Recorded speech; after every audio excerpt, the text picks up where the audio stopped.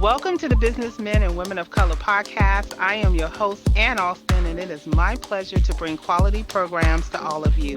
I am excited, yes, again, excited to have another amazing speaker and entrepreneur here on the podcast today. And I want you to all stay tuned and listen to the podcast because there's some really good information being shared, and I want everybody to take advantage of it. So please also take a moment to check out all the pages and listen to all the podcasts because these speakers are here sharing their experiences, and we want you to make sure that you can take advantage of this opportunity because you can't get this information anywhere else. Just in case you didn't know, the purpose of the Businessmen and Women of Color podcast is to not only share our business information, but it's also a way for us to connect, collaborate, and work together. We're also using this information to encourage career seekers, working professionals to enter their line of work. So please make sure that you take advantage of that.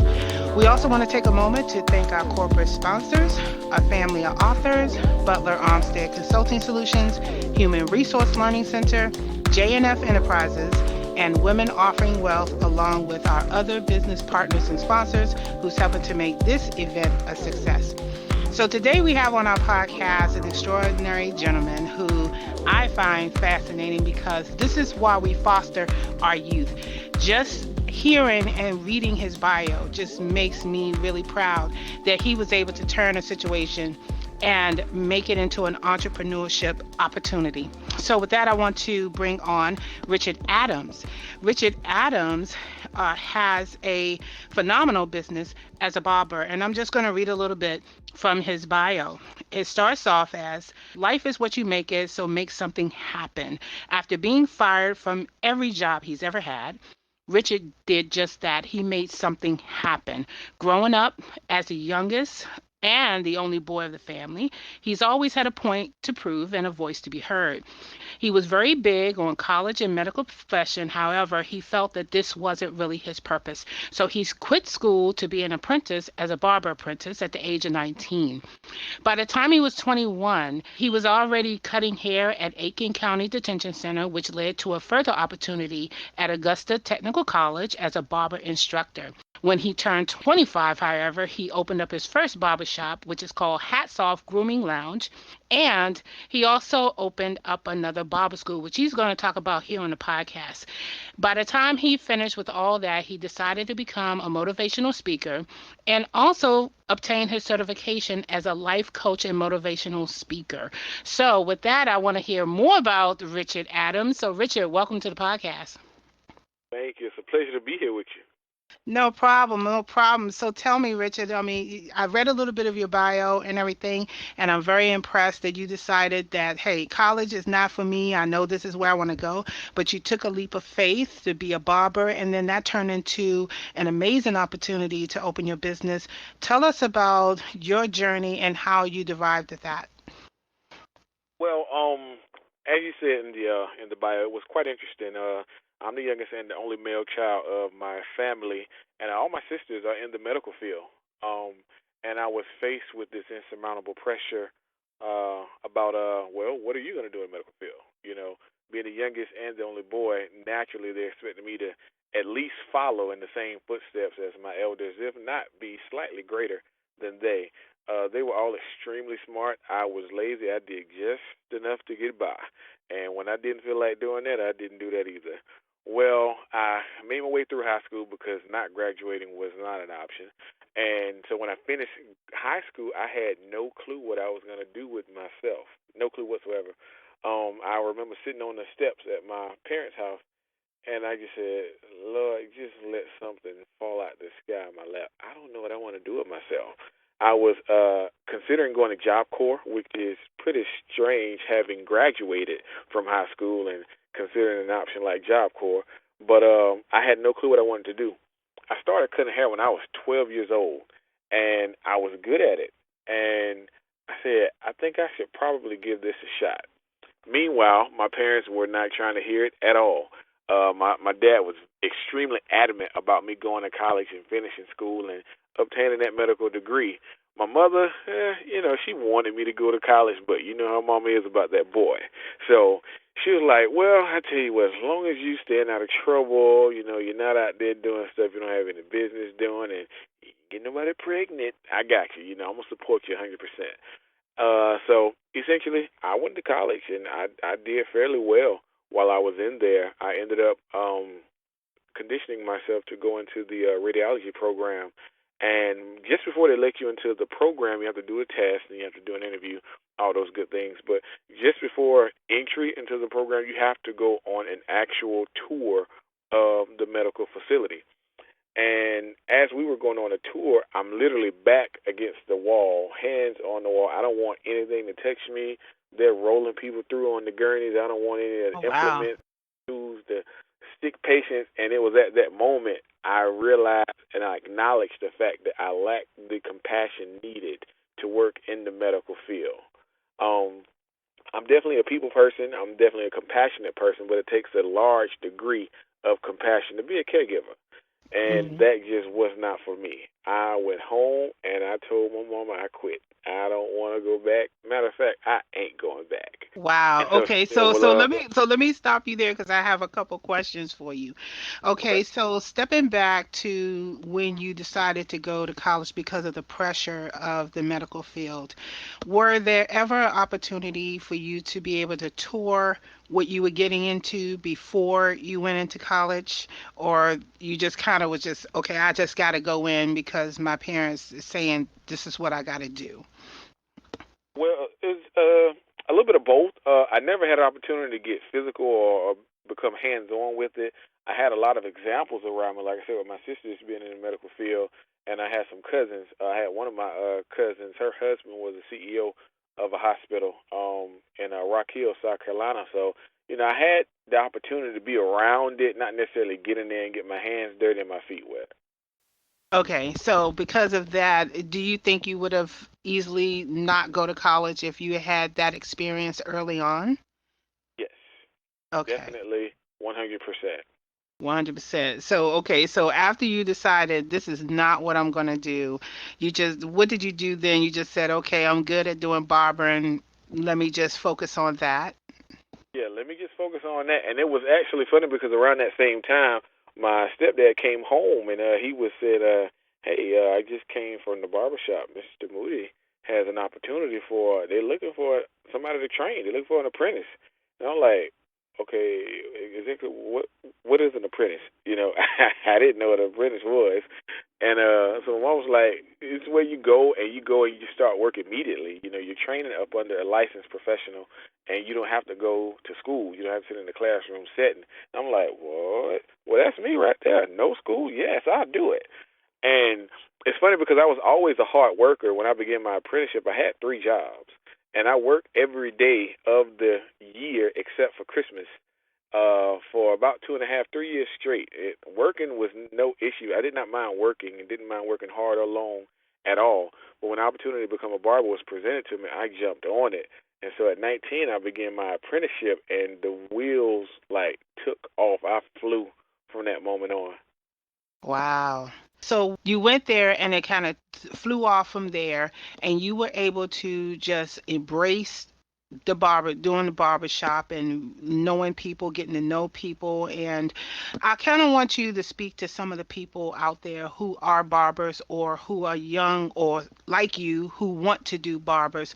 What are some of the things that you liked about being a barber that would inspire another person to go into your field? One of the main things I love is the opportunity. Coming into the industry, I had my mind dead set on standing behind that chair. I loved it. I breathed it. It was flowing through my veins. Everything about it drove me to get up out of my bed every single day. But I never knew that there was more. A good friend of mine had a friend of his who was over the tonsorial services for the Aiken County Detention Center, which essentially is where I ended up, where and how I ended up cutting hair for the prison in Aiken. And he really showed me that it was so much more beyond the chair. I was still content at the time, just standing behind the chair, cutting hair, making my money.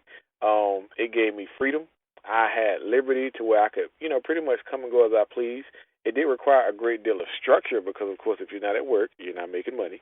But I began making a lot of money early, and it helped me gain the sense of temperance that I needed to kind of put things in order to ensure that I didn't, like, splurge or run out or spend money on frivolous things.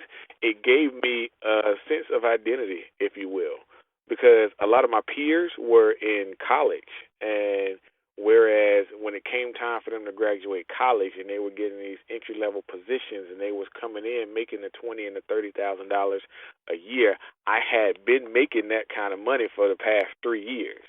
And so it gave me a sense of liberation, and we're like, man, I can really do this. And I don't have to be subject to a job. I have a career that I enjoy doing. I never hate to get up and go to work. I love doing what I do. That's number one. Wow. Number two, Okay. when I got the position at Augusta Tech and I started teaching there, I was essentially fired from there as well.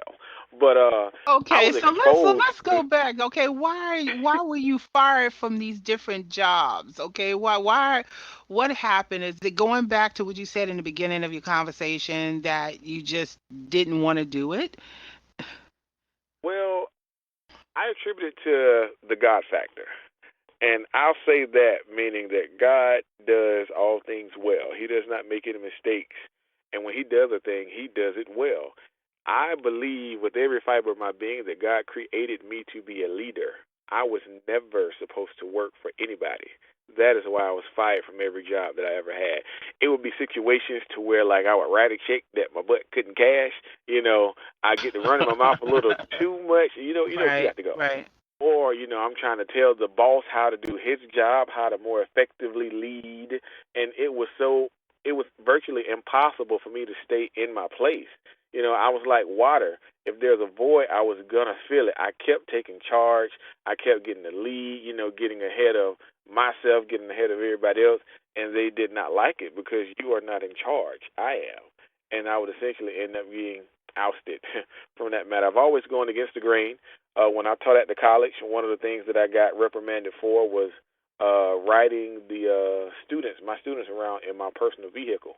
Well, I had a meeting with the dean of the college, and we had some issues with our numbers. The enrollment was down. And so when the numbers finally started to go up, because of course if the numbers were down, they didn't have money to pay me. They don't have money to pay me. I don't have a job. So we had issues with students getting to school.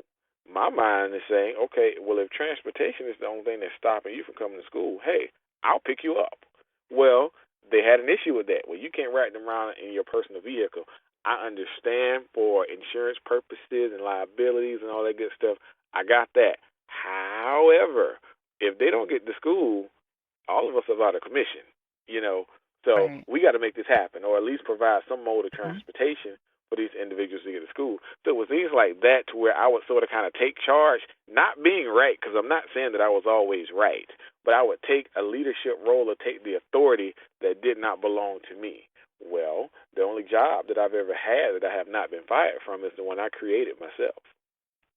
And you know what? Add another point to that. First of all, I applaud the fact that you recognized what was going on and how your personality was and what you needed to be, because there are many of us that's going around, and even though we think that we're being helpful because we're taking charge and we think that we're taking on challenges and tasks, a lot of times it's counterproductive because just like you Right, said, you would pretty much just taking the lead when it really isn't your place. And it is so important as a working professional that you know your place in the work field. If you're a leader, then you have to position yourself so that you can lead and not actually take over. And that's really important. And I say that to a lot of career seekers out there who may have that issue. I know that I had that issue early on in my early career. And that's what I like about the podcast because I can talk about me too, Richard. Okay. I yeah, used I used to have that strong leadership thing, not so much running my mouth too much, but I was more on trying to get things done, and I saw the solution, and I was quick to want to implement it. But a lot of times I needed to step back and take a pause and look at the reasons why it was set up a certain way. And when I didn't understand why it was set up a certain way, to me, it felt like things weren't moving along, similar to what you were saying. If transportation is the only issue, then why can't we get these students to school? Forget Right. about all the other ramifications. You're solving the problem. And I want a lot of us to sit back and sometimes take a pause and make sure that we are, one, in the right career. Number two, that we are in the right type of career, whether you're a follower or leader or supporter. We have to make sure that we do that. And I like the fact that you realize where you needed to be, and you said, you know what, I'm just going to create my own business. So let's talk about that. Let's talk about how you became the aha moment when you opened up your first barbershop. Well, I was still at the shop that I started at, the one that I did my apprenticeship, while I was teaching at Augusta Tech, and I had literally became the big man on campus, if you will. I went from being absolutely nothing coming in as an apprentice to having the entire area on lock, is what we called it.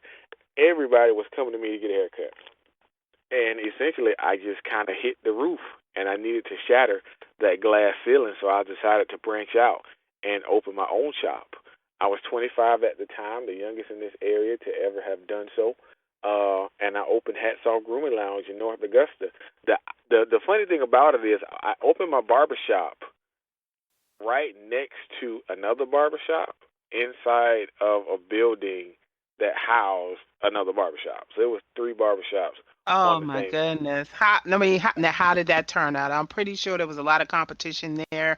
Was there any kind of animosity, or was there just a simply let's just group together and help each other out? Well, it was actually pretty simple because one thing that we understand in the barber industry is that there's always enough to go around. Different strokes, different folks. Now, the barbershop on the other side of us was a older black barbershop, and the barbershop that I shared a building with was an older white barbershop. And then you had me. So our demographic was totally different. So it was literally enough for everybody to eat and everybody to be happy because none of us infringed on the others' territory. However, if anybody ever cross lines, if you will, it's their choice, you know. So different strokes, different folks. It's up to the client, and it's always going to be enough people to go around. And that's what I'm trying to promote. I love the way you say it again for me, Richard. There is enough. There's enough. There's There's more than a enough people to yes, go around. yes, Yeah.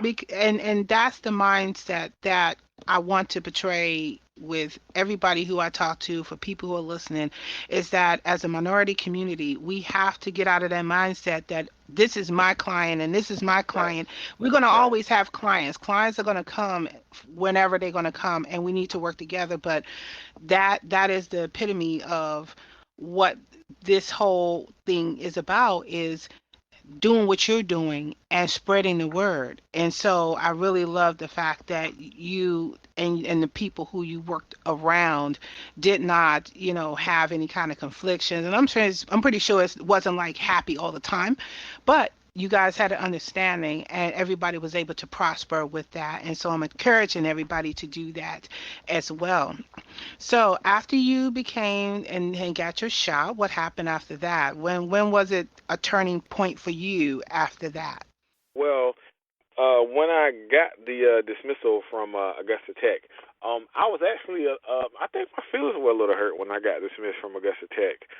It was during a very difficult time in my life because I had entered divorce. And, yeah, in the midst of all that stuff, I hadn't got married and had two kids. But I had started the process of going through a divorce, and then I lost an aunt that was extremely close to me. She was like a second mother. And so I just had to take some time off from work. You know, they told me I dropped the ball on a lot of my responsibilities, and I said, hey, I didn't drop the ball. I kicked the ball out of bounds on purpose. I need time. I Mm-hmm. got a lot of stuff going on, and I was exposed to a degree of politics that I just was extremely uncomfortable with, and I felt were unnecessary. So when I came back, it was time for me to do my class rosters for the next quarter, and I went into the system and I printed everything out, and I was going over my roster for next quarter. I was like, okay, the numbers look pretty well, and I was I went to the top where it says instructor. It didn't say Richard Adams, so Oh that's how Lord. that's how I found out I was fired. Oh no. Oh Yeah, no. and so I went to my superior. I'm like, hey, so what's going on? Oh yeah, about that. We need to talk. So that's how I left there. And so it was like I sat down and thought about it. I was like, man, they can't do me like this. I'm a great instructor. I don't care nothing about all the other stuff. So I'm gonna open my own school. Well, it took me 4 years. It wasn't as easy as I thought, but I was able to get it done. And Provision Barber Academy was born in 2014, August the 25th, 2014. I opened my barber academy, and it is the first barber school in Aiken County ever. And I opened it at the age of 30.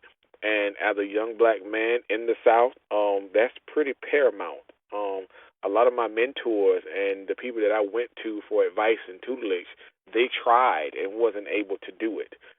It was something that I did with my own money, and when I say my own money, I mean mine and my mama writing her checks. Praise Jesus!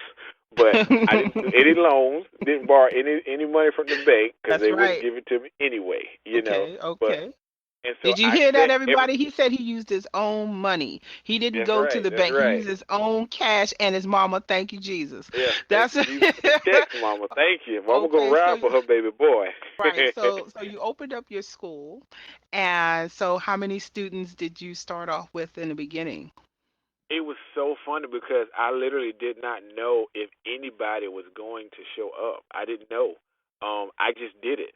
And the irony of it all is you have to set up the entire facility just like you're going to have a house full of students before you're even granted approval to open the school. So you do all of that work and you could very well get a no, all because somebody said so. So I set the school up. I set up two interest meetings. I had one in May of that year, and I had the following. I had another one in July of that year. And basically, the interest meeting is, where I just, do some marketing and promotion, let everybody know there's a possibility that a barber school might be coming to the area. If you're interested, come out and sit down and talk with me. Let's see if we can make something happen. And so after the first meeting, I got enough numbers. I said, okay, well, I can push forward to the second interest meeting. So I set up the second interest meeting, and I had a pretty good crowd come along. But when it came down to the price, everybody was like, oh, man, I can't afford that. Well, Provision Barber Academy offers the lowest tuition in the nation today. It will increase tomorrow. But today, we offer the lowest tuition in the nation at $4,000. The average cost is about $8,000. So we're right at half of what the average cost is, and it goes up to about $20,000 to $22,000. And still, the people just couldn't afford it. I started out, my demographic was young men and women who have been incarcerated and who have felonies on their record, and they were not able to gain employment otherwise. However, I got a lot of other interest from all different walks of life. So I opened up the floodgates for everybody to come in. And so we had that second interest meeting, got some good numbers from that. Then I had orientation, and I had no clue anybody was going to show up because you were not in until you paid that deposit, a deposit of $500. So I went in orientation, and one car pulled up. I was like, okay. And so my parents came, my sister came, because everybody was so excited, and I'm sitting there embarrassed. I'm like, is anybody going to show up? Then when one person came, okay, good, we got one person. Then another car showed up. Then another car showed up. So I started out with 4 students. I'm like, wow. And Wow. so Okay. the very next week, somebody else came and signed up. I was like, wow. And then next week after that, somebody else came and signed up. Then the following month, I got a phone call. It was from a female. She was actually my first female student. She was like, hey, is this a real barber school? And I was like, well, what do you mean it's a real barber school? Yes. And she came and signed up, and the numbers just kept increasing. And it was absolutely amazing. And I had my first graduation October the 16th, 2015. Mm. And the people that came out to that graduation, the support that I received from the community and from my family and friends. It was absolutely stellar, and I was so humbled because my first four guys, all of those guys fit the description of what I initially set out to do. They all had the felonies on their record. They couldn't get employment anywhere else that was going to pay them what they needed in order to provide for their families and stay out of the streets and stop doing what they were essentially doing to get themselves in trouble in the first place. And so when I finished the graduation, I had so many people coming up to me saying, "Thank you, you saved my son. Thank you for giving my brother a chance. You know, if it wasn't for you, I don't know what we would have done. We know he would have been back in jail." And I'm like, "Oh my God, man, I just did my part. Like I didn't do anything special, but we got to provide an avenue to help people get to the other side because at the end of the day, some of us just didn't get caught. It don't mean our hands are Right. that Right. clean. Some Mhm. of us just didn't get caught. So I just wanted to provide an opportunity, and it worked. Wow, that is phenomenal. That is phenomenal. I mean, just listening to your journey and how you were able to help people. And even though it seemed like it was insurmountable in terms of the price, they found a way to do it. They Right. found a way to do it. And so I'm really taken aback because this is the type of thing that we need to foster doing. Just the fact that you sat back and said, you know what? There's plenty of people that could be a barber, but who needed the most, and Yes, ma'am. you focused it on those men and women who are incarcerated for whatever reason, to say here is a tool, here's a method or a skill that you can use on the outside so that you don't have to continue doing what you're doing. And that to me is phenomenal. Yes, ma'am. Phenomenal. I love that. So at that point, is it when you decided to do motivational speaking in addition to your academy? Um, it's really funny how I'll say I slipped up into that. Um, I'm a very outspoken individual, and I have an audacious approach, and you know, I like to say I challenge your soul. If that's not offensive, because some people get offended by that. But I challenge your soul. And I say that because I ask all the questions that people don't want to ask, you know, in order to make you come to a realization, okay, well, maybe this ain't what I want to do. Maybe this ain't what I need to be doing. Case in point, my oldest niece, and I gotta quit telling this story this way. I gotta color it a little bit because she don't want me telling people her business. But my oldest niece, as I said before, my sisters they're all in the medical field. My older sister's a PRN, the other is a dental hygienist, and the other is a surgeon. And so my oldest niece, she came up, she graduated high school, and she essentially graduated at the top of the class. And she just started to talk that she was going to be a doctor. Now, you 18, Bree, and this is our first time hearing this. This is interesting. But she was saying, yeah, I'm going to be a doctor. And so the whole family is rallying around her support. Yes, Bree, go ahead. You can do it. We believe it. You can do anything you want to do. I said, y'all, look, y'all need to stop doing this and tell her the truth. Bree, you're not going to be a doctor. And they're like, what? What in the world? Why would you say so? I said, look, she's not going to be a doctor. And that's okay. Look, let me explain something to y'all. I said doctors, lawyers, police officers, and maybe a select few other career paths. Those individuals are one of two things, and sometimes it's a combination of the two. Those individuals are either born or they're bred. One of the two. You don't get up one day and say, you know what, I'm going to be a police officer. Those individuals are either born to do that, meaning that's what God put them here to do, or somebody took them and undergirded them and showed them what it was like and showed them how to become a police officer. I said, now look at you, Bree. Now, first of all, you did graduate at the top of your class, but look at your high school's ranking in the state. Let's forget about state. Let's go with the county. Look at your high school's ranking.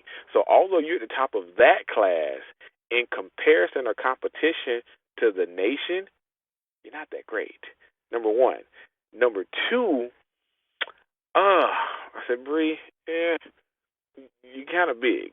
And I don't mean like plump, or thick. Like, you fat, Bree. And that's okay as well. Because we all, look at your uncle. That's okay as well. What I'm saying is, for those reasons, that'll show you that this is not what you really want to do. This is what's been put in front of you.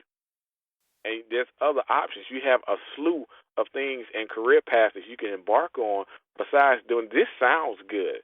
I said life is about sound living, but sound living doesn't always sound good.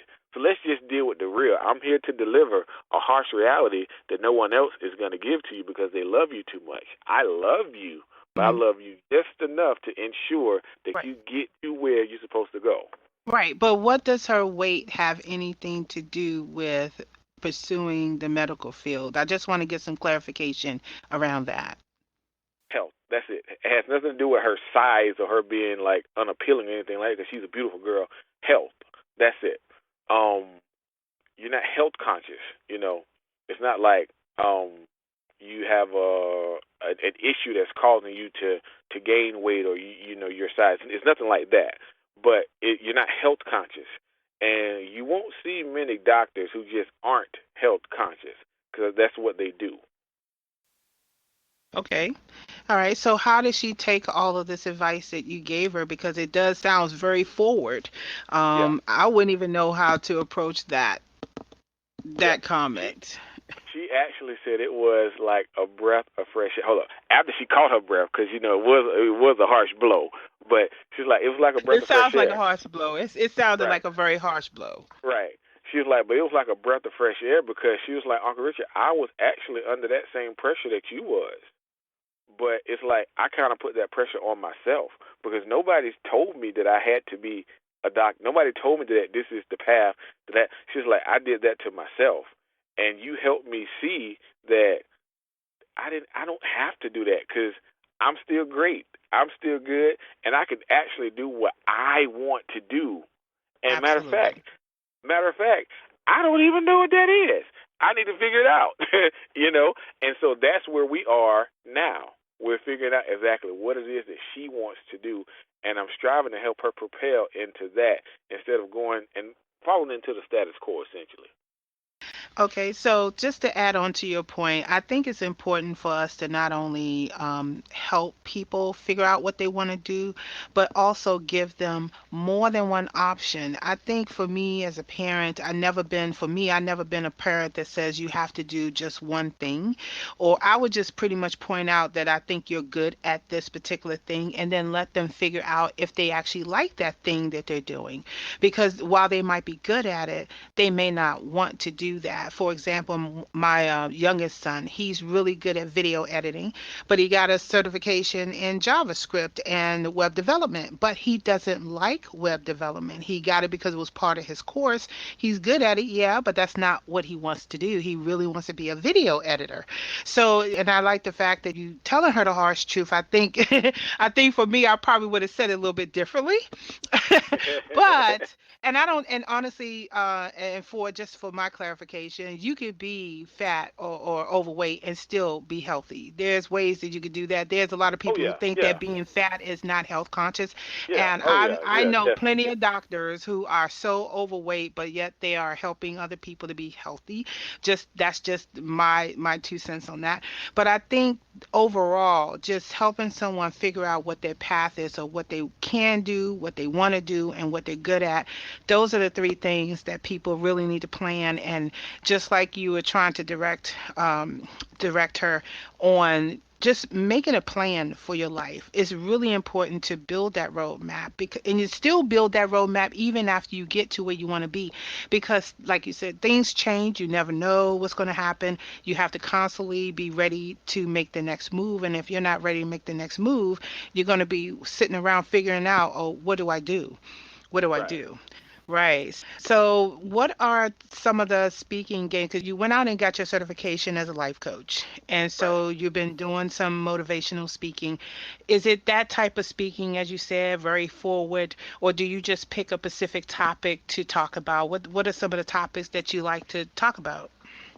It is very forward. I get calls by a lot of the high schools in the area to talk about entrepreneurship mainly because they say it's missing in the curriculum. We don't teach the kids to start businesses. We teach college or military, and in most cases we teach college. But once we heard your story, we really felt like you needed to share that with the students. And it definitely is a kick in the pants approach. Um, Sometimes, and I know who I can take that approach with. Some people you do have to kind of coddle them, and baby them and walk them through. Everybody that approach will not work. But the kick in the pants, I want to make you mad enough to where you work to prove me wrong. At the end of the day, as long as you get the help you need, I'm great. As long as you get to the other side. I deal with a lot of individuals who are they from what they say, they're lost. They just don't know. I don't know what I want to do. So I sit them down and I have them go over their reality. Well, let's see what your life is like. Let's see what your life is about. And let's see what you want to happen for your life or in your life. What kind of life is it that you want to have? Because you really can have precisely what you want. You really can't have it all. You have to work for it. You got to work extremely hard for it, but you really can't have exactly what you want. So it's all about the shock factor and it bringing you down to a harsh reality. In the real world, one of the things that I learned the hard way is that nobody really cares about you. You don't pay your car payment, they'll come and take it. Like when I got my first car repoed, I was like, my feeling was so hurt. And so it's like my daughter, she's 11, and she came home one day from school, and she said, Daddy, one of the kids at school, he called me ugly. And I said to her, I said, well, Jordan, maybe he really thinks you're ugly. I said, but how do you feel? Do you think you're ugly? And she was like, no, Dad, I'm beautiful. You tell me that all the time. I said, so why does it matter what he says? Because you're going to go through life and a whole lot of people are going to oppose you for their own various reasons. Maybe they really feel that way. Maybe they're just trying to say something to hurt you or whatever. You got to get to the point where there's nothing anybody can say to you to change the way that you feel about you. She's entering, she's entering puberty, so her face is starting to break out a little bit. And my other daughter was looking at her. So she said, Daddy, tell Brooklyn to stop looking at me. And I said, well, why your sister can't look at you? She said, it makes me uncomfortable. I said, sweetheart, do you realize how much power you just gave her? Not only did you give it to her, but you let her know that she had that power over you. She can look at you and make you feel uncomfortable. That's power. And she was like, Mm-hmm. I want my power back. I'm fine. You ain't going to make me feel bad. We want our power Yeah, I'm back. going to get my cream right now. That's right. We all have to take our power back for sure. We definitely have to take our Oh, yeah. power back. And anytime that you let someone have that kind of power over you, it does make you kind of feel uncomfortable, insecure. But you know what? We can't be like that. We can't be Right, like that. We are proud people. We have to right, stand with our head up and know that we are beautiful inside and out. And that right. should be just automatic. Believe it or not, I actually grew up with low self-esteem, extremely low self-esteem. I literally hated who I was. I hated everything about me. As I stated before, me being the youngest and the only boy, I had a lot of feminine characteristics. I act just like my sisters did. And when I got to school, kids at school wasn't trying to hear that. The guys would pick at me because I wasn't masculine enough. I wasn't athletically inclined. And the girls didn't like me. They liked me as a friend, but they didn't like me the way that I liked them. So I was just caught hanging in the balance. And I literally had to coach myself out of that. And when I did it, I had no clue what I was doing. I just knew that I hated feeling the way that I felt about myself.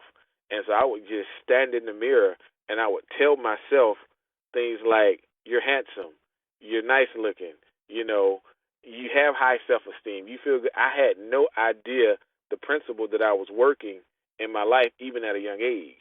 And I think I finally shook that low self-esteem around the 19, 20-year-old mark. And I remember the day I was leaving work and I was feeling bad about myself. And I was backing the van up. And I turned around and I looked in the mirror. And the way I felt, I could not find it in the mirror. And that's when it changed. And I realized it was those words that I kept speaking over myself. Had no idea that that was a principle that I was operating in. But it was those same words that I was speaking over myself. It's precisely how I began to feel. Right, and that is so true because a lot of people feel that when you speak positivity in your life, it will happen. I Right. know when I was growing up, I had a lot of demons that I had to fight, but just like you, I had to speak certain words into my life so that I can feel good about myself. And honestly, at the end of the day, it's all about what you think anyway.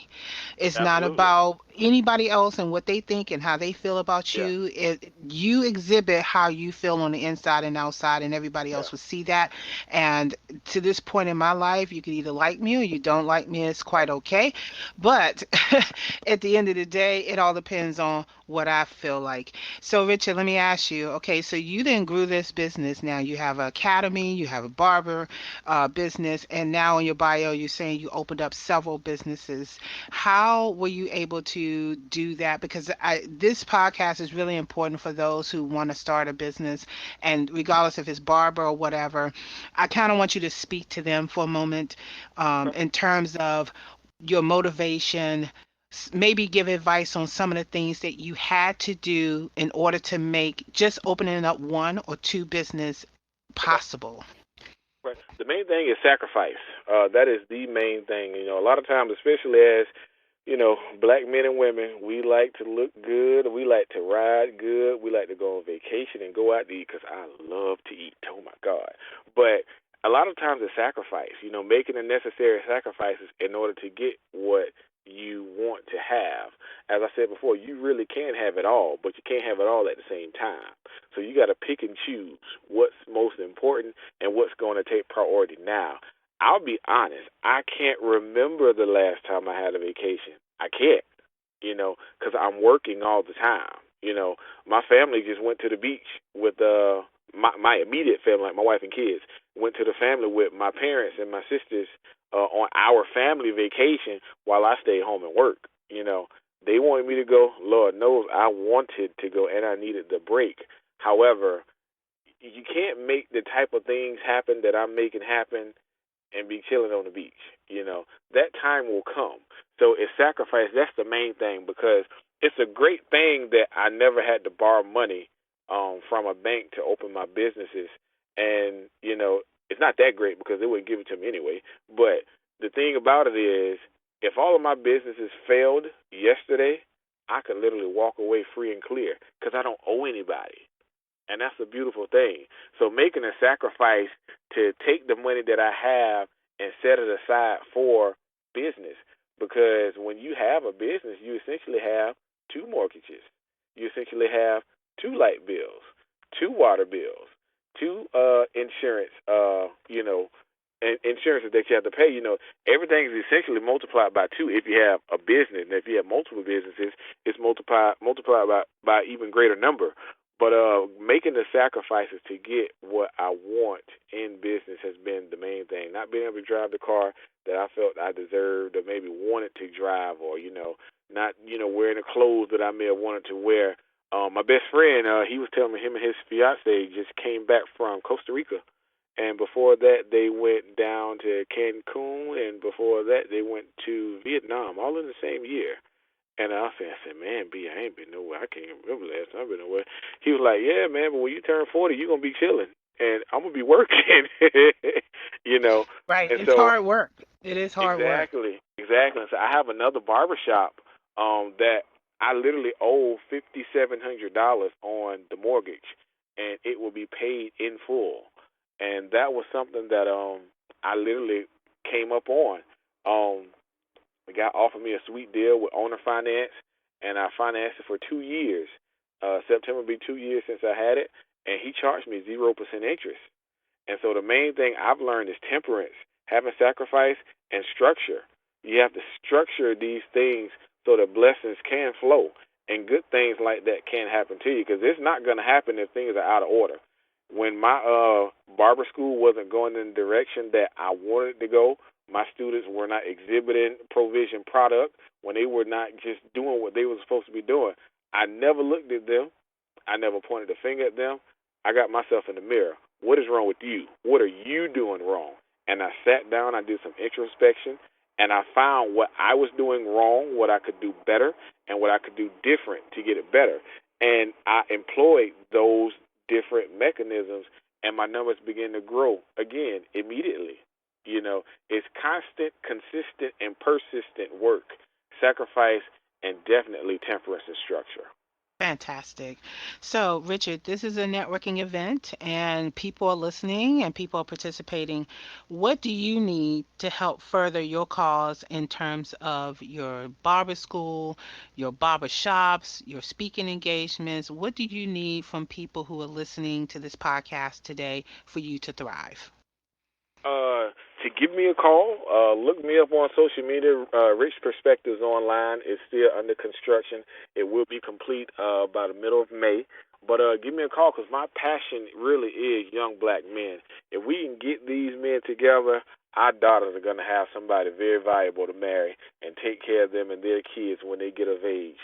But my passion is young black men and helping them see, man, there's so many other ways than being out in the streets, selling drugs or, living a life of crime or even being stuck in a mundane job routine where you're working at a factory. Here in South Carolina where I am, we have SRS. It's a major government plant. Everybody works at SRS, and they make great money, but people come out of there and they end up with cancer because they're dealing with radiation and all kind of radioactive chemicals and material out there.